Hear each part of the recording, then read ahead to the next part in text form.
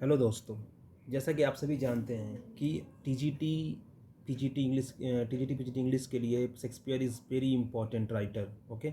सो मैंने एक bye bye Shakespeare series को जो है चलाया है। उस बाय बाय शेक्सपियर की सीरीज के चलाने के पीछे मेरा ये उद्देश्य है कि एक भी क्वेश्चन आपके छूटने ना पाए। ठीक है। जितने भी क्वेश्चन पूछे जाते हैं वो सारे आपको इस वीडियो में मिल जाएं।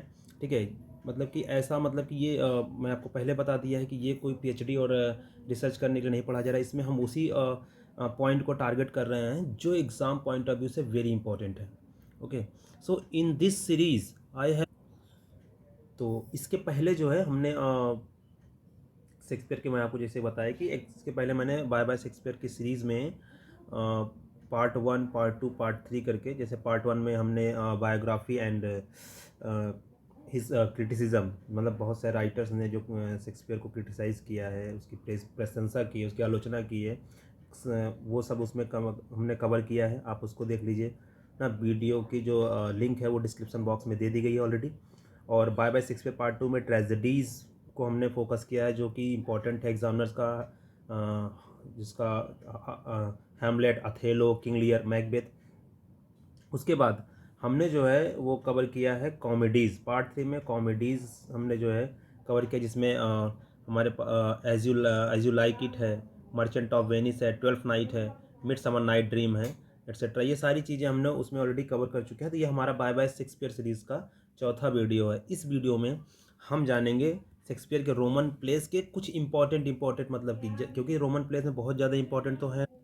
तो वीडियो की लिंक जो है वो हमने ऑलरेडी इसमें दे रखी है। ठीक है। तो इसमें हम जो रोमन प्लेस में, हमने आपसे कहा रोमन प्लेस पे हम डिस्कस करेंगे। तो इसमें सबसे पहले मैं टाइटस एंड्रोनिकस, उसके बाद Julius Caesar and Antony Cleopatra and Coriolanus. So जो कोरियोलिनस है, this is not important for exam point of view. So इसके बदले में मैं सोच रहा हूँ कि रोमियो एंड जूलियट कवर करूँ। ठीक, रोमियो एंड जूलियट भी बहुत फेमस प्ले है शेक्सपियर का, और काफ़ी बार इसमें से बहुत सारे क्वेश्चन भी एग्जामिनर ने पूछे रखे हैं। तो ये जो इसको वीडियो का मकसद है बनाने का, मैंने आपको पहले बता दिया है कि ये जो है टोटली फोकस कर रहे हैं कि जैसे कहाँ से वो क्वेश्चन पुट करते हैं, कहाँ से वो क्वेश्चन उठाते हैं। ठीक है। चलिए अब बिना देरी किए हुए वीडियो को शुरू करते हैं।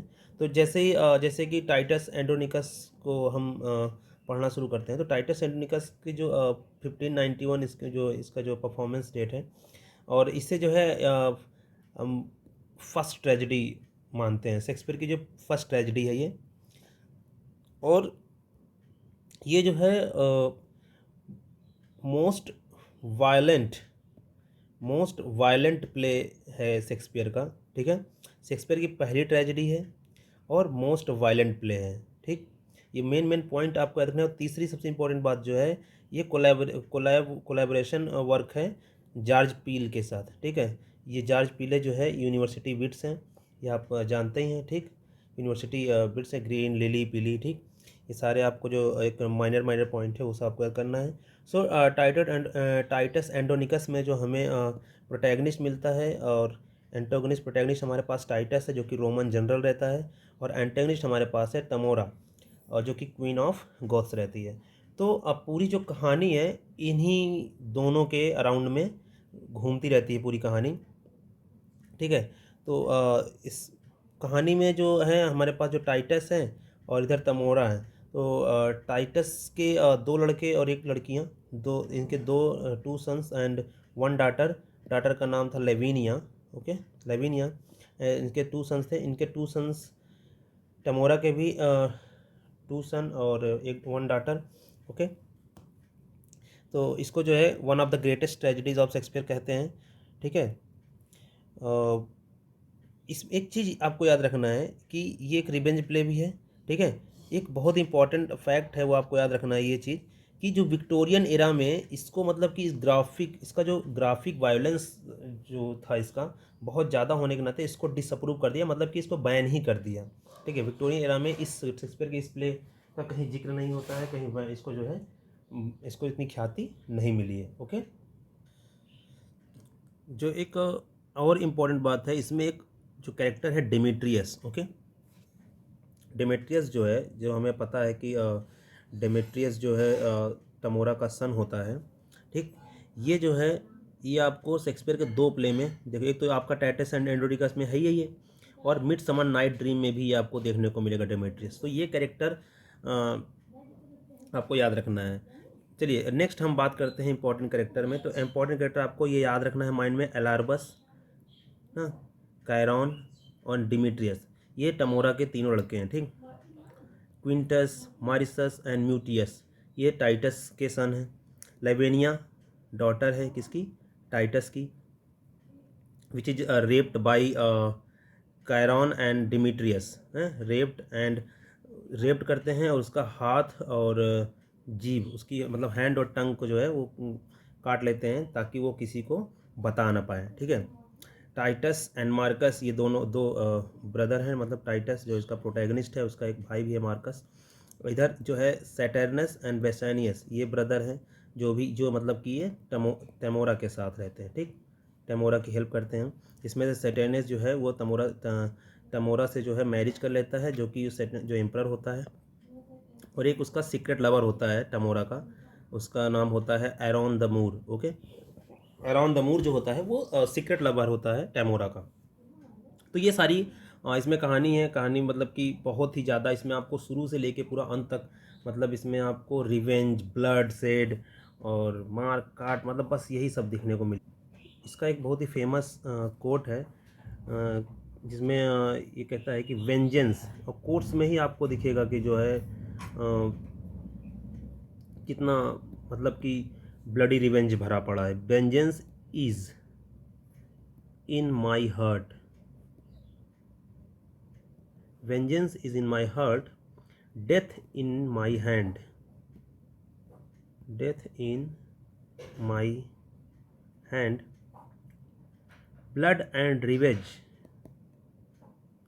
blood and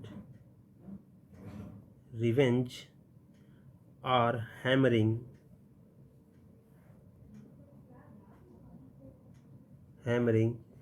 in my head. So vengeance, ठीक है,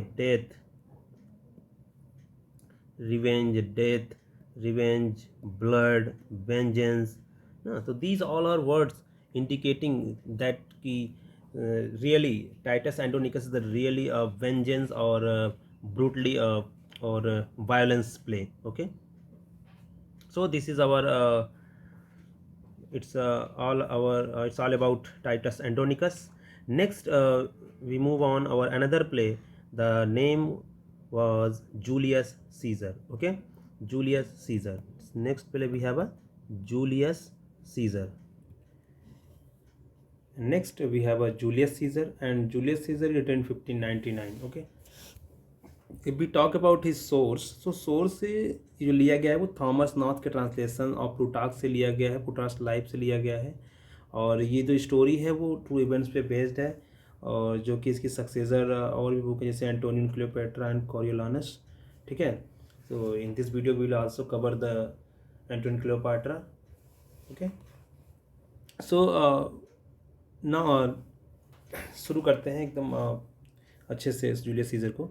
सो एपिलिप्सी एक वर्ड है जो यूज़ किया गया था, एपिलिप्सी डिसऑर्डर को होते हैं, एक मेडिकल टर्म में डिसऑर्डर होता है या ब्रेन डिसऑर्डर होता है, तो उसमें वो सीजर के लिए यूज़ किया गया था। ये सीजर के लिए जो एपिलिप्सी यूज़ किया था, मतलब कि वो एक कान से बहरा था, 1 ईयर डीप था सीजर, ओके। और जो जूलियस सीजर की जो शुरुआत होती है वो शुरू में हमको देखने को मिलता है कि जो वहाँ के जो रोमन पब्लिक थी, कॉमनर्स थे, they are celebrating the battle ना, दे आर सेलिब्रेटिंग, क्या सेलिब्रेट कर रहे थे कि सीजर जो है वो जो है पॉम्पे को ना, जो कि बैटल ऑफ मुंडा के नाम से जाना जाता था, उस बैटल को जीत के वो वापसी किए थे, ठीक है। तो ये सारा जो है यहाँ से शुरू हुई थी वो कहानी, बैटल ऑफ मुंडा, ये याद रखिएगा, बैटल ऑफ मुंडा को जीत के जो है सीजर वापस लौटा, तो वहाँ कमनर जो है वो, और हमको जो शुरू होता है फ्लेवियस और मर्सिलस, दो कैरेक्टर, फ्लेवियस एंड मार्सिलस ये जो है ये भी जो है सीजर से बहुत ही ज़्यादा जेलस करते थे, ठीक, जलते थे। तो ये आपको शुरू शुरू में आपको ये दो कैरेक्टर देखने को मिलेंगे, ठीक। ठीक है।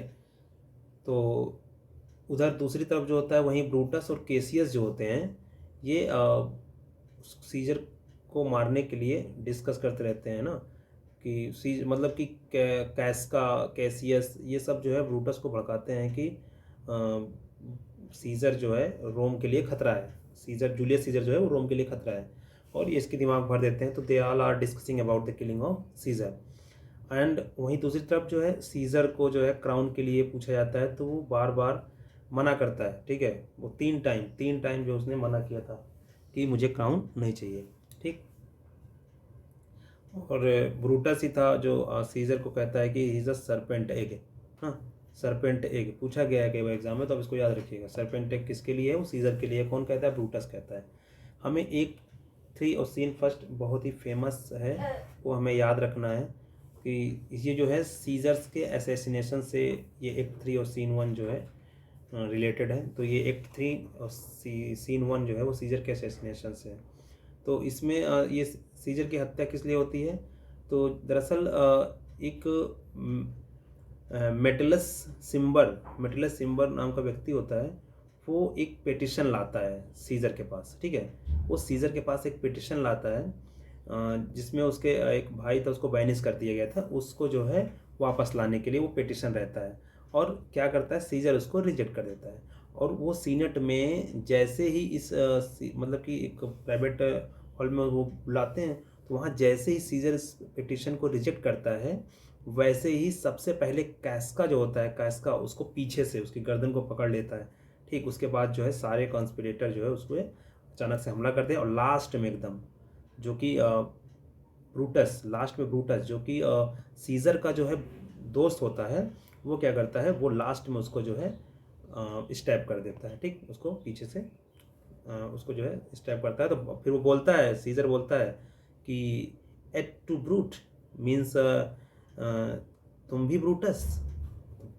तो वहीं जो है सीजर जो है मर जाता है। सो बाद में कंस्पिरेटर जो है वो एडमिट करते हैं कि ये सभी मैंने कोई मतलब ये सब हमने जो है मेरा कोई इसमें अपना अपना पर्पस नहीं है, ये हमने जो है रोम के लोगों के लिए किया था, ठीक।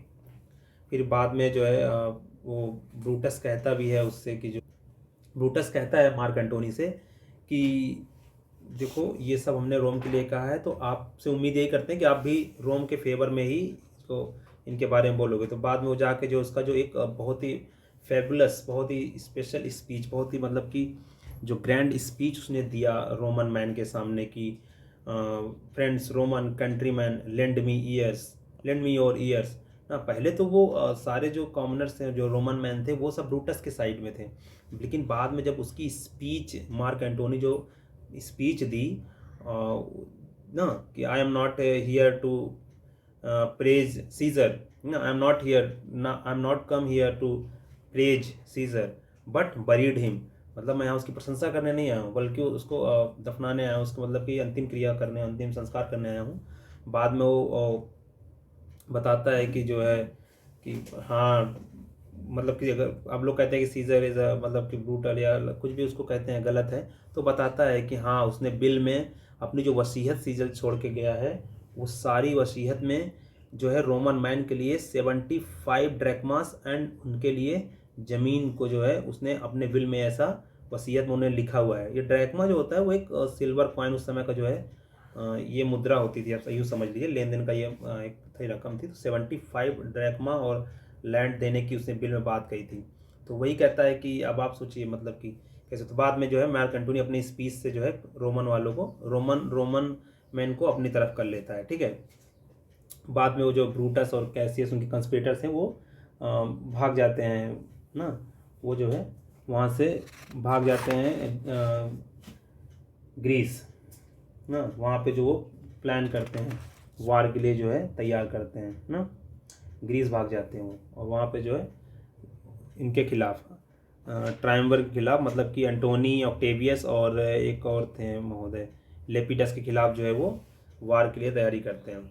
और वहीं जब वार की तैयारी करते हैं तो सीजर का जो घोस्ट होता है, सीजर का घोस्ट, वो वहीं अपीयर होता है और ब्रूटस को चेतावनी देता है कि तुम युद्ध हार जाओगे ना। और बाद में ऐसा होता है कि जो है केसीएस जो है बाद में जब युद्ध होता है, जब अब युद्ध होता है तो उसमें जो है ब्रूटस सुसाइड कर लेता है। कैसियस जो है अपने सर्वेंट से कहता है, पेंडायरस, उसका सर्वेंट का नाम होता है पेंडायरस, पूछा गया है तो याद रखिएगा, सर्वेंट पेंडायरस जो होता है उससे कहता है कि तुम मुझे मार दो, तो वो फिर उसका जो है पेंडायरस उसको मार देता है। ब्रूटस जो है सुसाइड कर लेता है। बाद में जो है एंटोनी ट्रिब्यूट देता है, उसको श्रद्धांजलि देता है, कहता है कि the noblest Roman of them all, हम लोगों से सबसे जो नोबलेस्ट रोमन था वो ब्रूटस था। ठीक।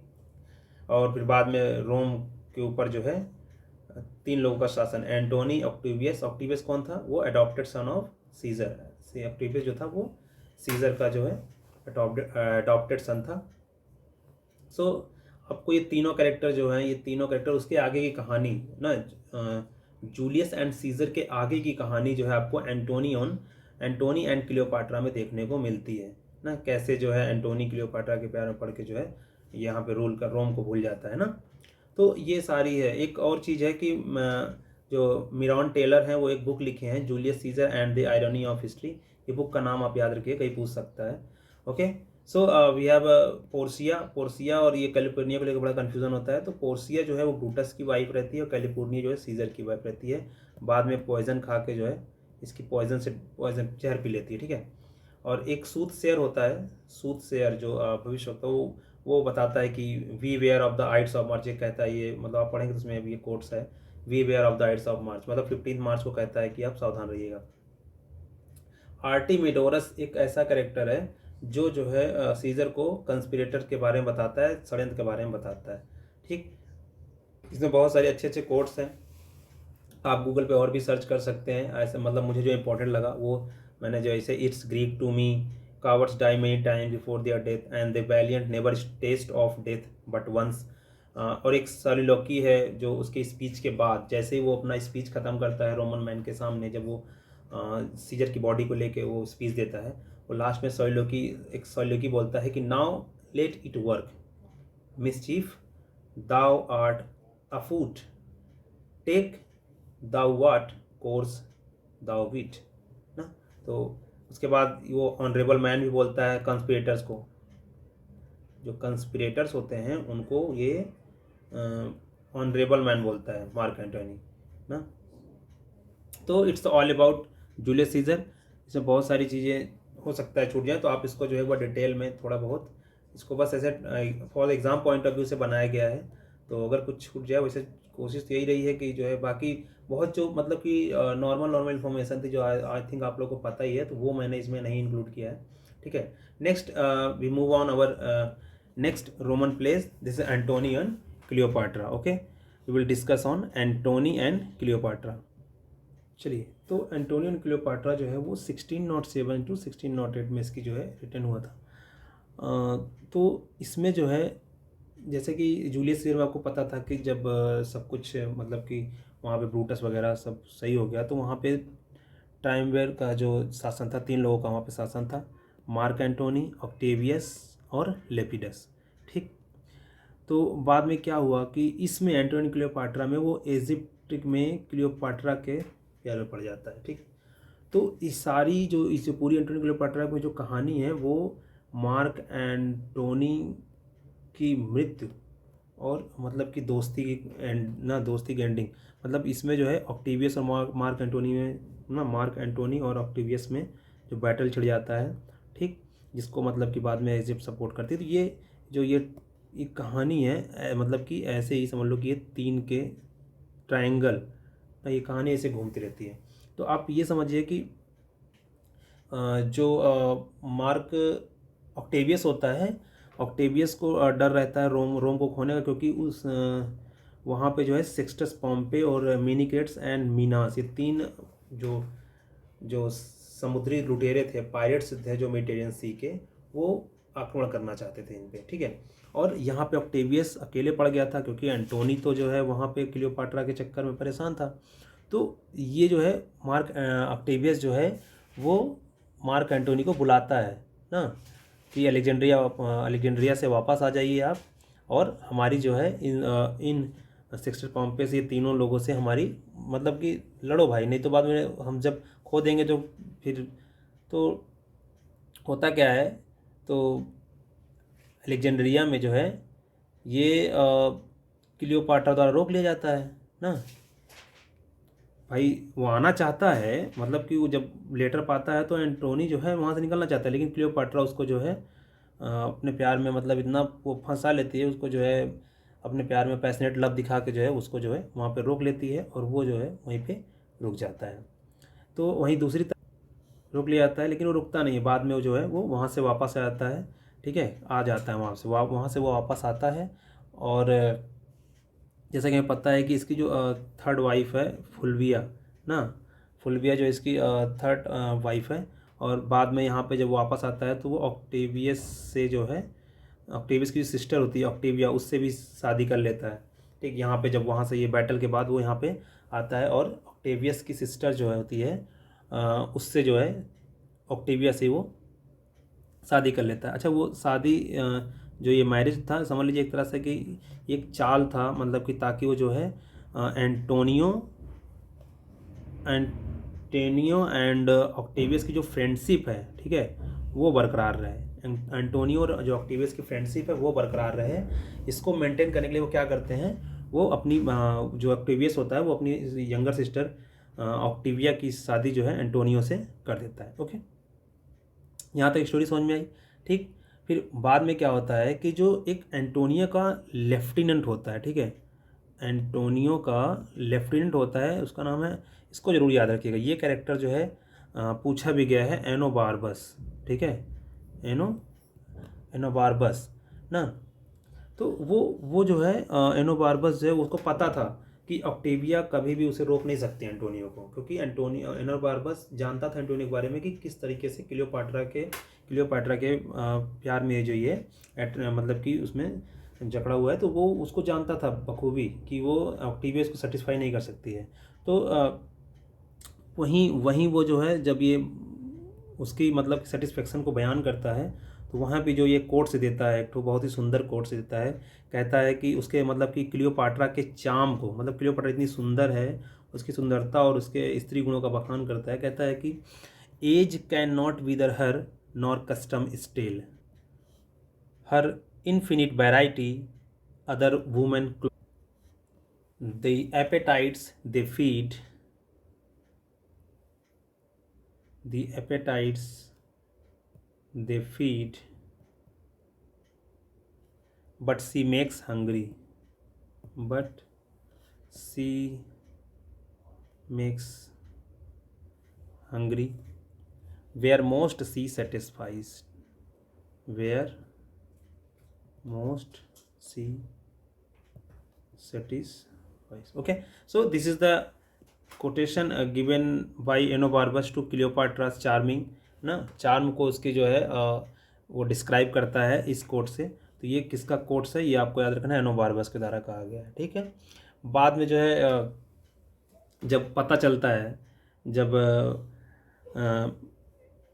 क्लियोपाट्रा को ये पता चलता है कि एंटोनी ने जो है वो ऑक्टिविया से मैरिज कर ली है, तो बहुत नाराज़ हो जाती है। ठीक है ना, वहीं दूसरी तरफ जो है एक डील साइन होती है। ठीक, डील साइन होती है किससे, सेक्स्टस पॉम्पे से। डील में क्या, सेक्स्टस पॉम्पे से, सेक्स्टस पॉम्पे, पॉम्पे को आपको याद रखना है, जूलियस सीजर इसको ही हरा के, पॉम्पे सन को हरा के जो है आया था, जो है शुरुआत वहीं से होती है ना। तो सेक्स्टस पॉम्पे क्या करता है, बाद में वो जो दो लड़ाकू पायलट्स जो होते लुटेरे, उनको मिला के जो है वो रोम पे हमला करने की कोशिश कर रहा था। तो बाद में डील साइन होती है कि ऐसा है, ठीक है, कि आप जो है सिसिली और सार्डिनिया जो है वो एक्सचेंज जाएगी, लेकिन आप जो है हमारी हेल्प कीजिए ना। ऑक्टेवियस क्या कहता है, मतलब तीनों लोग रहते हैं, तो उसमें कहता है कि ठीक है आप हमारी हेल्प कीजिए। सेक्स्टस पॉम्पे बोलता है आप हमारी हेल्प कीजिए, आपको हम जो सिसिली जो है ना, सिसिली और सार्डिनिया, ये सार्डिनिया को आपको हम दे देंगे, एक्सचेंज कर लेंगे, लेकिन आप जो है हमारी जो है जो पायरेट्स हैं ना, उनसे हमारी हेल्प कीजिए, उनसे लड़ने में हमारी हेल्प कीजिए पायरेट से। तो ऐसा करता भी है सेक्स्टस पोम्पे। बाद में वो जो है ऑक्टेवियस उनको धोखा देता है और ऐसा कुछ भी नहीं करता उनके साथ, ठीक है ना, उनको कुछ भी नहीं देता है। बेचारे वो हो गए थे, और बाद में जो है लेपिडस और ऑक्टेवियस जो है अपनी डील को तोड़ डालते हैं और जो है पोम्पे से वार करते हैं। और वहीं जो है दूसरी तरफ फिर एंटोनियो जो है फिर वापस आ जाता है इजिप्ट में, ठीक। और वापस आके यहाँ पे जो है क्राउन धारण कर लेता है। अब देखो एंटोनियो और जो क्लियोपाट्रा थे यहाँ पे जो है अब वो इजिप्ट का भी रूलर हो गया, ठीक। इजिप्ट का रूलर भी बन गया ये। और वहाँ पे जो उसका तीनों लोग में उसका शेयर तो था ही, जो वो जीता था भाई, वहाँ का भी हो गया वो। और एंटोनियो इस बात से एकदम बेचारा वो अवेयर नहीं था कि जो है कि ऑक्टेवियस और जो पॉम्पे का युद्ध है उसमें वो जो है उसने सेक्स्टस पॉम्पे को भाई हराया था, क्योंकि उसमें उसका एंटोनियो कोई सहयोग नहीं था, इसलिए उसने डायरेक्ट मना कर दिया एंटोनियो को कि नहीं, अब उसमें से तुम्हें कोई भी हिस्सा नहीं मिलेगा। और उसने क्या किया, अब यहाँ पे ऑक्टेवियस जो है गेम खेलता है। ऑक्टेवियस जो है लेपिडस को जो है जेल में डाल देता है और एंटोनियो को मना कर देता है। अब देखिए धीरे धीरे जो है कहानी आगे बढ़ रही है। वो मना करता है एंटोनियो को कि अब हम तुम्हें कोई हिस्सा नहीं देंगे हमारे लैंड में, और लेपिडस को क्या करता है, वो इम्प्रिजनमेंट कर देता है, ठीक, इम्प्रिजनमेंट में डाल देता है। और यह सुन करके ये लेपिडस को जो है वो जेल में डाल दिया है। अब यहाँ पे दोनों में जो है युद्ध हो जाता है, युद्ध की घोषणा कर देते हैं एक दूसरे के बीच में, ठीक। तो बाद में फिर एनोबार्बा समझाता है कि नहीं यार युद्ध नहीं, ऐसे ऐसे, तो धीरे धीरे मतलब बात बिगड़ जाती है। और फिर इधर एंटोनियो के पास जो है इजिप्ट की सेना भी रहती है। बाद में दो युद्ध होते हैं इनके बीच में, एक जो होता है एक समुद्र में होता है और एक लैंड पे होता है। समुद्र वाले में तो जब जो है क्लियोपाट्रा अपनी जो सीप के साथ वहाँ छोड़ देती है, तो इसके पीछे पीछे एंटोनी भी भाग आता है और अपने मतलब कि जो सैनिक होते हैं उनको लड़ने के लिए छोड़ देता है, तो सी वाला युद्ध आ जाते हैं। फिर बाद में फिर वो युद्ध अनाउंस करता है लैंड पे लड़ने के लिए, ठीक है, लैंड पे लड़ने के लिए भी अनाउंस करता है। और जो इसका दोस्त होता मतलब जो इसका लेफ्टिनेंट होता है एंटोनी का, एनोर बारबस, वो जो है जाके वहाँ मिल जाता है, ठीक है। तो ऑक्टेवियस के साइड में वो जाके वहाँ पे मिल जाता है। तो ये जो था ये था बैटल ऑफ एक्टिम। पूछता है एग्जाम में बैटल ऑफ एक्टिम। बैटल ऑफ एक्टिम जो है ऑक्टेवियस और एंटोनी के बीच में लड़ा गया था, ठीक है ना। वेस्टर्न जहाँ पे जो है वो अपने 60 जहाज़ के साथ क्लियोपाट्रा 60 शिप्स के साथ जो है वहाँ से फरार हो जाती है, ठीक है ना। तो फिर बाद में क्या करता है, एंटोनी भी इसके पीछे पीछे भाग जाता है अपने मतलब तो वहाँ तो उनकी हार हो जाती है। तो बाद में जो है तो जब यहाँ से वो भागता है तो बाद में उसे क्लियोपाट्रा जो है कावर्ड भी कहती है, और लेकिन बाद में कहती है, कोट्स कहती है कि ये कोट्स याद रखिएगा, गिव मी अ किस इवन दिस रिपेज मी, ओके। तो यहाँ पे वो कोटेशन देती है। तो बाद में ऑक्टेवियस जो है मैसेंजर भेजता है, ऑक्टेवियस जो है वो मैसेंजर भेजता है क्लियोपाट्रा के पास, क्लियोपाट्रा के पास मैसेंजर भेजता है कि जो है वो इसकी साइड में हो जाए, ऑक्टेवियस की साइड में हो जाए ना। लेकिन जो है वो मना कर देती है तुरंत ना।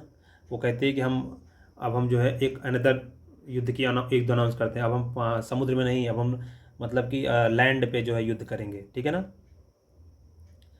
तो बाद में क्या होता है कि बाद में एंटोनी के ऊपर ऐसे लोगों का विश्वास था कि एंटोनी के ऊपर हरकुलिस का हाथ है, ठीक, ऐसा लोगों का मानना था।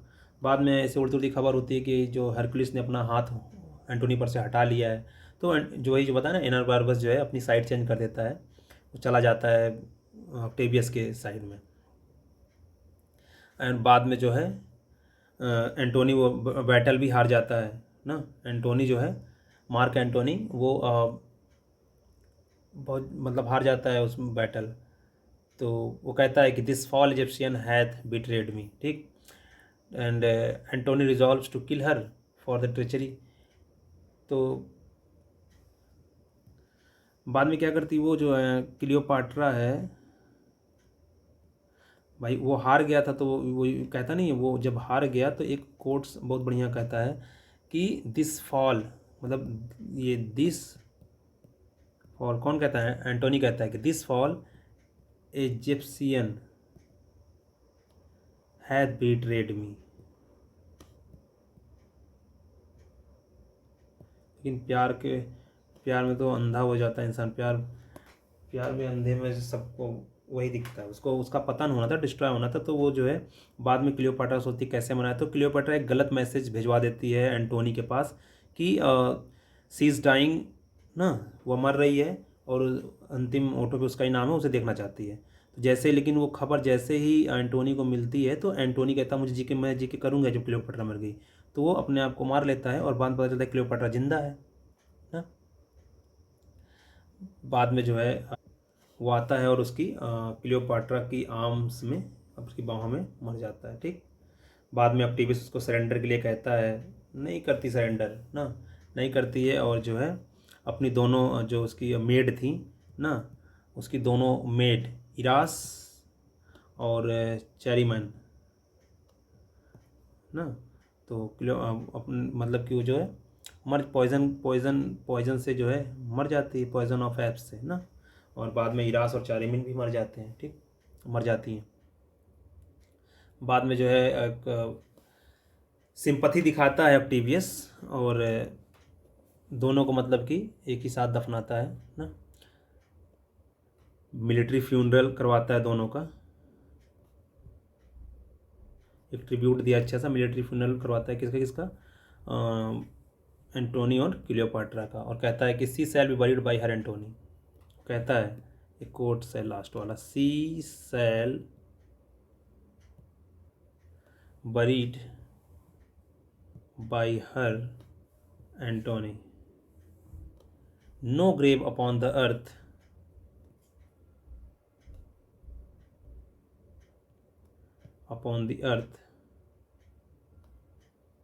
shall clip in it a pair so famous ना, a pair so famous, a pair so famous, ठीक। तो ये कोट्स था, ये इट्स ऑल अबाउट एंटोनियन क्लियोपाट्रा ना। तो फेमस कोट्स हैं बहुत सारे, वो आप लिख लीजिएगा, ठीक है। इसके कोट्स आप डालें गूगल पे तो आ जाएगा, जैसे age can not wither her nor custom stale ना, ये वाला एक है, गिव मी अ किस इवन दिस रिपेज मी, और बाकी तो हमने बता ही दिया, this foul Egyptian had betrayed me, and fourth one is the quick comedians extemporally will stage us and present our Alexandrian rebels. Antony shall be brought drunken forth, and I shall see some squeaking Cleopatra, boy my greatness. Na? In time we hate that which we often fear. Na? Another quote is music, moody food offers that trade in love. Music, moody food of us that trade in love. Na? Next time, give me my robe, put on my crown. So it's all about Antonio and Cleopatra. Next, we have a Coriolanus. I think Coriolanus is not important for exam point of view, as I earlier told you. सोचा था कि इसमें cover करेंगे Romeo and Juliet, but I think video will be very lengthy, so बाद में उसको छोड़ते हैं, ठीक। यहाँ तीन तीन प्ले ही हम जो है इसको जो शेक्सपियर के इसमें हमने कवर कर दिया है। तो टाइटस एंड्रोनिकस है, जूलियस सीजर है, एंड एंटोनियो क्लियोपाट्रा, ठीक है। कोरियोलेनस को एक शॉर्ट में हम देख लेते हैं, ठीक है ना। चलो इसमें कोरियोलेनस को हम देख ही लेते हैं, ठीक है। बस थोड़ा थोड़ा आपको याद रहे कोरियोलेनस क्या है ना, पाँच पाँच छः मिनट में कवर कर देते हैं कोरियोलेनस। सोच रहे थे कि नहीं कवर करेंगे, लेकिन कवर ही कर देते हैं, ठीक है।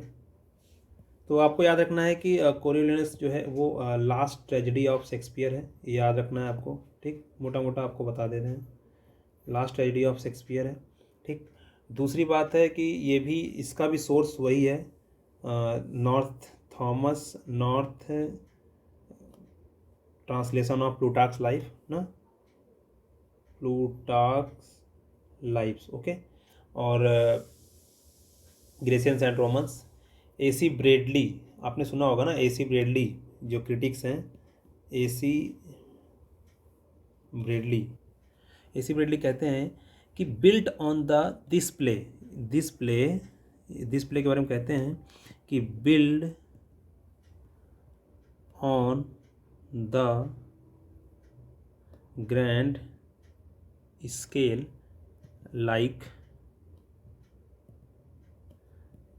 किंग लियर एंड मैकबेथ, ठीक। तो AC ब्रेडली का ऐसा मानना है कि किंग लियर और मैकबेथ की तरह ये भी एक ग्रैंड स्केल हुआ है। TS इलियट का नाम सुना होगा आपने, TS इलियट जो हैं उन्होंने कहा है, किंग लियर जो TS इलियट हैं उन्होंने अपने सेक्रेड वुड में, इनका आपने आप पढ़ा होगा सेक्रेड वुड में जो कॉरियोलेनस को कहा है कि जो कॉरियोलेनस है, जो शेक्सपियर का कॉरियोलेनस है, दिस इज सुपीरियर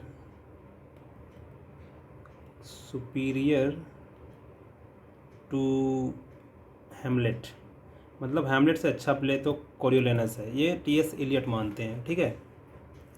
और इन्होंने जो है द ग्रेट और एंटोनी और क्लियोपाट्रा को भी इन्होंने जो है कहा है कि बार्ड का जो है birds greatest tragic achievement,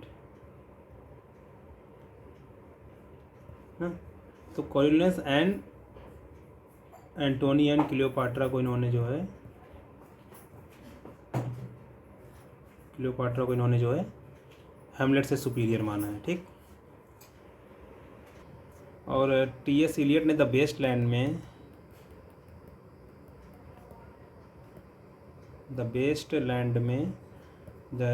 land में जो है इसका एल्यूड किया था, कॉरियोलेनस को ही एल्यूड किया था, कॉरियोलेनस जो था उसको एल्यूड किया था, ठीक है, कॉरियोलेनस को एल्यूड किया था। और उन्होंने जो है इसके लिए लिखा था review for a moment a broken Coriolanus, okay। So it's all about Coriolanus, and this is the end of our video lecture, and I hope you like this lecture and videos.